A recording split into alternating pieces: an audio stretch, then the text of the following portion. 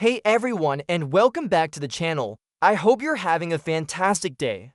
We need to talk about a huge development coming out of Washington, D.C. that could have a real impact on millions of Americans, especially if you receive Social Security or, let's be honest, if you pay taxes, which is pretty much all of us. For the first time in history, one single person will be in charge of both the Social Security Administration and the IRS. That's right.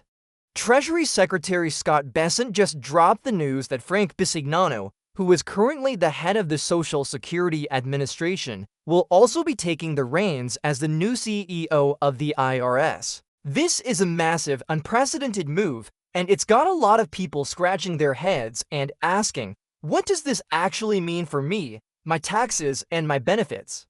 So let's dive in and break this down in simple, easy to understand terms, so you know exactly what's happening and what to expect. So why make such a monumental change? According to the Treasury Department, the core idea is to streamline operations and make both agencies more efficient. They're aiming to upgrade the technology that both the IRS and the SSA rely on, and ultimately, to strengthen customer service. When you think about it, these two agencies are colossal. They handle trillions of dollars combined and interact with nearly every single American at some point. The thinking is that if they can coordinate better, it could lead to faster service for you and me, fewer bureaucratic headaches, and hopefully, a lot fewer delays when it comes to things like tax refunds or benefit processing. Let's talk about the man at the center of all this, Frank Bisignano. He's not a career politician who has spent his life in Washington. His background is actually in the private sector, with major leadership roles at big financial companies like JP Morgan and the technology firm Fiserv. At those companies, he built a reputation for being a modernizer.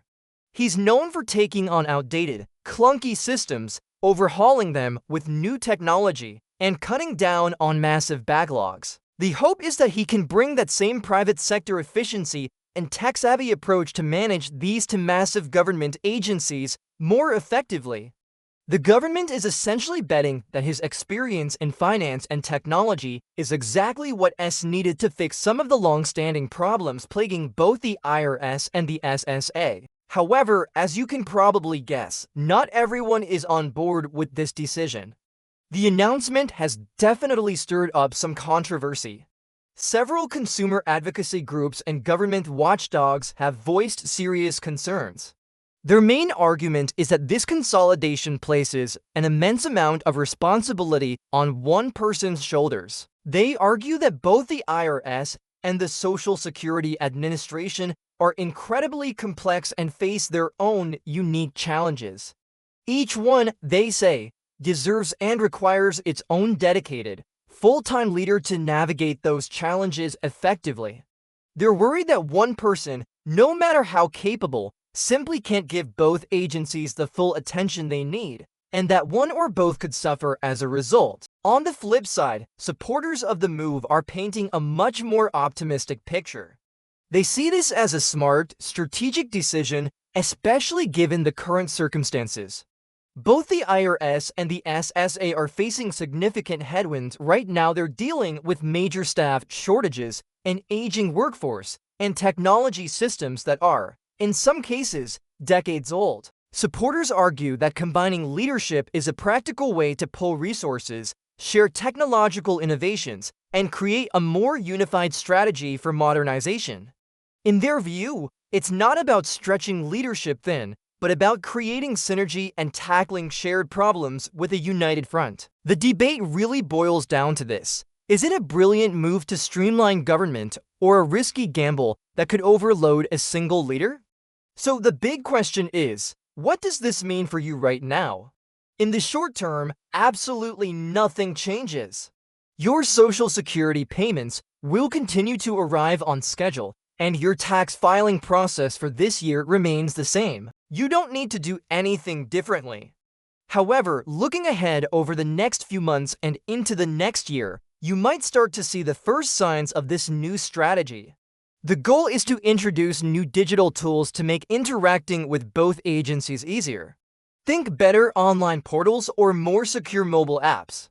They're also aiming for faster identity verifications and better overall coordination between the two agencies. For example, if your information changes, you might only have to update it in one place in the future, instead of dealing with two separate bureaucracies.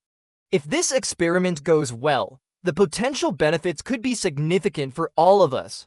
It could mean shorter wait times when you call for help, improved customer service, and smoother, more integrated systems that just work better. Imagine a world where your tax refund isn't delayed for months, or where applying for benefits is a straightforward digital process. That's the best case scenario. But of course, this is a huge undertaking, and everyone will be watching very closely, especially to see how it all holds up during the pressure cooker of the upcoming tax season. That will be the real test. The success or failure of this move will likely become very clear when millions of Americans start filing their taxes under this new leadership structure. Now, I want to hear from you. What are your initial thoughts on this? Do you think having one person run both the IRS and the Social Security Administration is a smart, innovative move to improve government efficiency? Or do you think it's just too risky and concentrates too much power in one place? Is this a step toward a more modern, responsive government, or a recipe for disaster? Drop your opinions and thoughts in the comments section below. I'm really curious to see what you all think about this historic change. And finally, if you appreciate getting clear, straightforward updates on Social Security, taxes, and other financial news that directly affects your wallet, please take a moment to hit that like button and subscribe to the channel. It really helps us continue to bring you this kind of content. Thanks so much for watching, and I'll see you in the next update.